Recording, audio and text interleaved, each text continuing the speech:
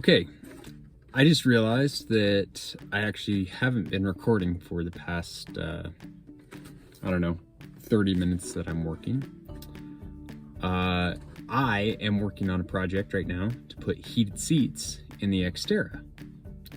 I got the final piece in yesterday, the heating pads and all of the wires and everything. And currently I have a lot torn apart here. So I'll show you guys what I've been working on. So to start, I had to take out the bottom piece that holds the switches. This is the old piece.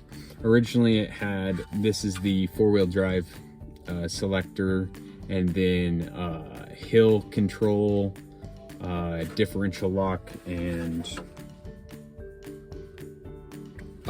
traction control turn off. So considering that I was able to find this heated seat kit for $90 on eBay, and that included both seats and the wiring harnesses for both seats and switches for both seats, I went online and I was actually able to find a panel like this that instead of having 3 holes has 5 holes, so I could put a heated seat switch on either side. And that's what I've done. So I've already done that, and here it is. So instead now of there being 3, I have all 5 across each side, across this entire bottom, and these heated seat switches are in now. I had to actually get some security bits for these right here. They took Torx 20s to remove this whole back bracket. I can show you the other one. The back bracket, this is actually what holds the switches in place. These 2 ports over here, this is the aux port, and then this is a just a cigarette lighter. These 2 are just little tension clips that clip in. So I just, on the other one, was able to poke both of the tension clips, and then they just pop out the front, and then putting it in is the reverser removal. So got that taken care of. So this was actually the easy part, considering it was just 3 different sets of screws that I had to take out. I had to completely remove the lower dash and the glove box area right here to get to this piece here and the piece that goes around the shifter. And then once I was able to remove that lower piece, I was finally able to remove the bottom switch holder by removing the radio here and lifting it up out of the way. So, as I said though, that was the easy part, and getting all of this put together is the easy part. Now it's coming down to the electrical wiring. So I'm gonna have to figure out what my next steps are for how I'm connecting these wires, and then also where I'm routing them. I actually got a couple of little fuse taps so I can plug the power source in directly to the fuse box that's right down here on the in the glove box area. So that's nice. And just to go ahead and show you, this is my whole wiring harness. So it's got a relay already connected in line, and what I am to do according to the instructions is I've got thick red for constant power, constant hot.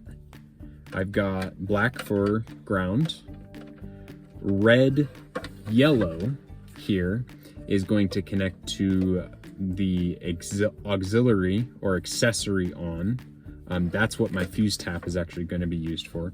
And then this yellow here is for the illumination. So I'll be able to actually see the lights.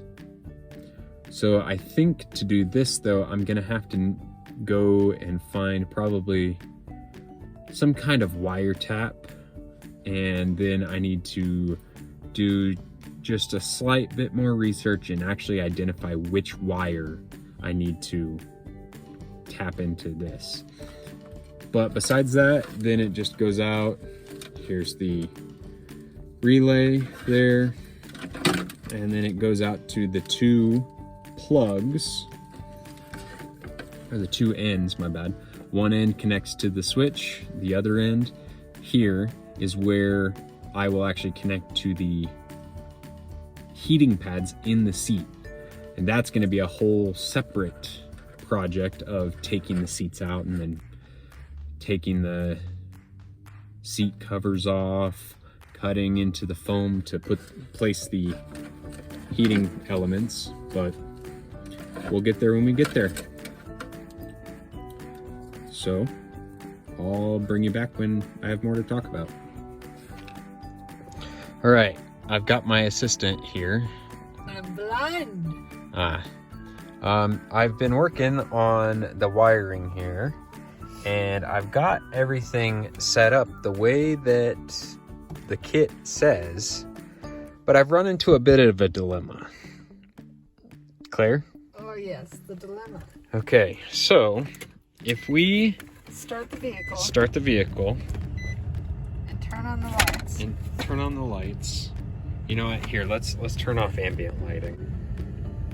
All right, we're back. Okay. So the lights to the vehicle are on. Right. And down here, the buttons are turned on. And all of them are working. But if Claire comes over here and turns the dimmer switch, the lights seem to be wired backwards. So now, if Claire turns all the lights off, all the lights off, the heated seat switches are both on. But then turning the lights all the way up, the heated seat switches turn off. So I've got a bit of a dilemma, and I guess I'm gonna be Googling to find out what's going on. So I'll update you tomorrow. All right, we're back. It's the next morning, and after a bit of messing around and research, I believe I've actually got this where it actually lights up. And the only problem, and I don't think we'll be able to see this now, is the fact that it doesn't dim at all.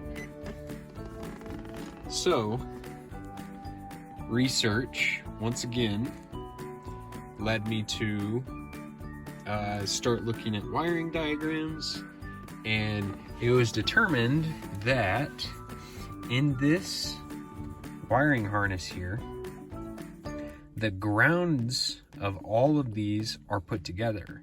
However, in the Xterra, the grounding to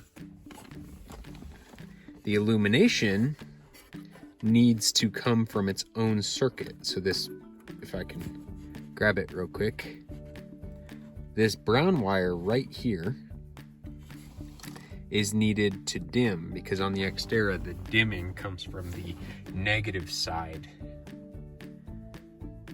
So I've decided that since these are all put together, if I can figure out which wire goes to the correct pin on the back of the switch, then I should be able to pull that wire out and connect it. Here's the switch. There's two black wires. One's the actual ground, and then the other right here is the ground for the illumination circuit and for the dimming circuit. I need to find the other end of this black wire right here, which is one of these here. And that's where the handy dandy multimeter comes in. So we'll be testing continuity, and then we'll just be able to pull that wire out and tap it into the new spot. So I'll update you guys when I get there. All right, it's done. So it's very difficult to see actually, considering it's, I don't know, 12:30. Yeah, but I was able to cut all of these negatives, all of these grounds together, and I just tested each of the 4 that came off one by one, tested continuity, and I found that this one right here, this red, is what corresponds to the illumination black right here. And after I did that, I put all of the other grounds back together. I put an extra piece of wire on here to get my length all the way over here, and wire tapped into the negative side of the illumination circuit. And got that shut. And now let's see if I can show you how this works. Let's see, how am I gonna hold this? All right, so we'll see if it's dark enough. All right, kind of blurry, but if I turn on the lights,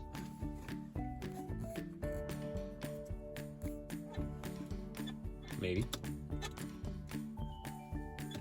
There's working, I promise. Ah, okay. There it kind of goes. There you go. All right, and now I can actually go ahead and dim this all the way down to off and turn it back up to high. Back and forth, just like that. So, it was just a little bit of research. Ooh, fat thumb. It was just a little bit of research, but checking the continuity on this line allowed me to find it and then tap it into the other side. The Xterra is weird, considering that the dimmer is on the negative side of the switch here, the negative side of the circuit. And so this tap for the illumination cannot be connected to the chassis ground that I've got over here. So looks like a bunch of spaghetti right now, but I'll get it worked out. Smile. Smile. Okay, so we are starting on the heater pads for the seats. But first we've got to tear the seats apart. And then I've got one of these for the bottom and for the top. Austin thinks he's helping. Isn't he? I'm helping too. Oh, are you? Yeah, by just sitting here. You look quite cozy there. So cozy. Much help. So much help. All right, quick update. The cover is pulled back now, so I can actually get the heating pad laid down in the correct location. I had to pull out these little hog rings, as they're called. This is actually what holds the piece to the foam itself. All of the advice given says just go ahead and pull these out.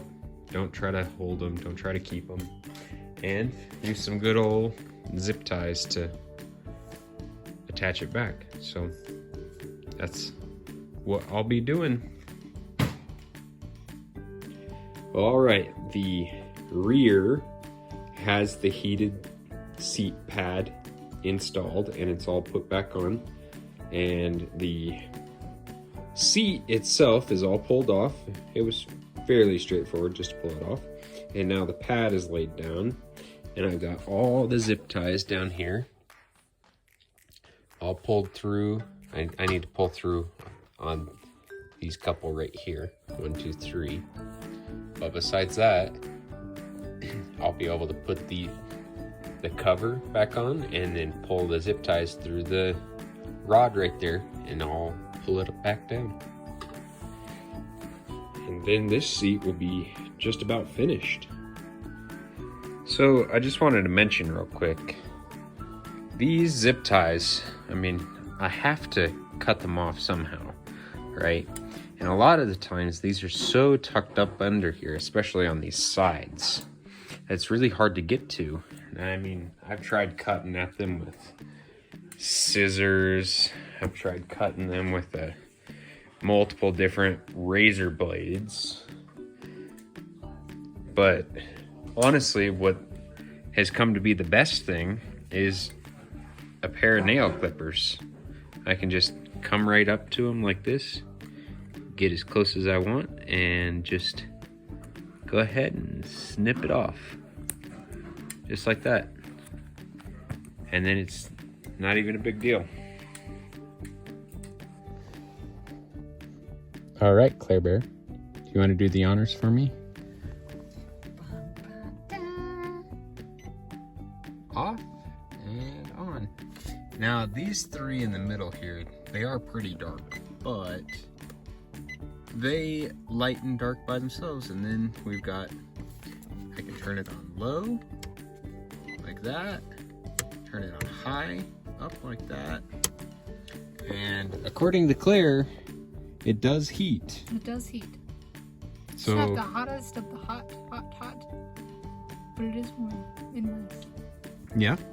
So you think that when it's 6 degrees outside in the morning and I have to take you to work again, you should be comfortable? More comfortable. More comfortable. Oh. Because you like being chauffeured around? I do like being chauffeured. Well, all right. And obviously I put in the passenger seat at first. So the driver's seat pads will come eventually, but at the moment, Claire is the one who has heated seats. How do you feel about that? I feel better about that. Okay. All right. Well, so we've got that one in. And then, as I said, we'll get the driver's seat all wired up eventually. The plugs are right here, ready for me. And I've got the pads right about here. So, I mean, I suppose I could just throw these out and sit on them the whole time. What do you think? Nah, you should put them in. Yeah, okay. We can watch more Downton Abbey. Right. Okay, it's been about a week since I finished the passenger seat heat install. But now, tomorrow is calling for some snow. So I'll actually be taking the driver's seat out and installing the pads today. I had to take a little break considering I had homework and other things to do. So let's get to it. Good morning, Captain. Well, good morning to you. Do you need another mule skidder down on your new mud run? Hey, hey, hey.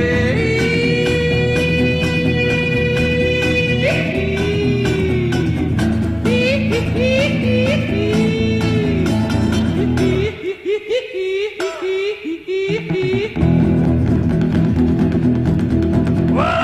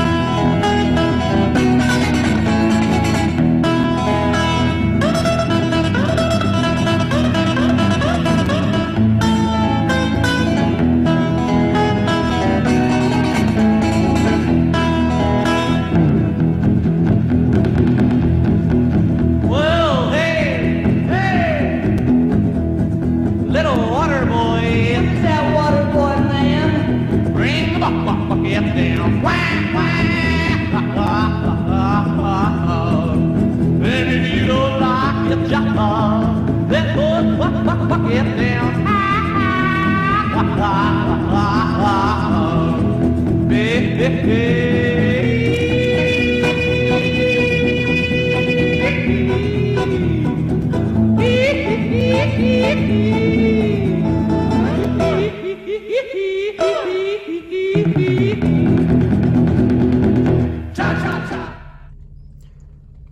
So I just dropped Claire off at work, sitting here in the hospital parking lot. And I would say that the heated seats were a success. Now, one cool thing is that the seats right here, the buttons, you can't really see it right now, but no, that doesn't really help either. But the buttons here, they actually hold the position that you click them to, even when the vehicle is off. So I can flip this up to high and then shut the vehicle off. And then whenever I take my remote start and I turn the car on, the heated seats will actually turn on with the remote start and start heating itself while I'm inside getting ready with Claire. Austin doesn't like the fact that we just dropped off Claire. But either way, I'd say this project was definitely a success, and I actually got it figured out. All the lights are working. They dim back and forth. Obviously, these are on right now. Up, down. I'll get a better picture for you. But I guess I'll see you guys next time.